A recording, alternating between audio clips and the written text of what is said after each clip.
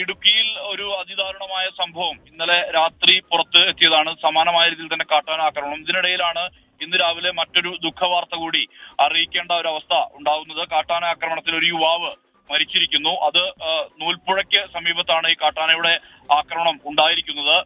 കാപ്പാട് ഉന്നതിയിലെ മനു എന്ന 45-കാരനാണ് കാട്ടാന ആക്രമണത്തിൽ മരിച്ചിരിക്കുന്നത്. ഇന്നലെ രാത്രി കടയിൽ പോയി സാധനങ്ങൾ വാങ്ങി വീട്ടിലേക്ക് മടങ്ങി വരുന്നതിനിടെയാണ് കാട്ടാന ആക്രമണം ഉണ്ടായിരിക്കുന്നത് എന്നുള്ള തരത്തിലുള്ള വിവരമാണ് ലഭ്യമാവുന്നത്.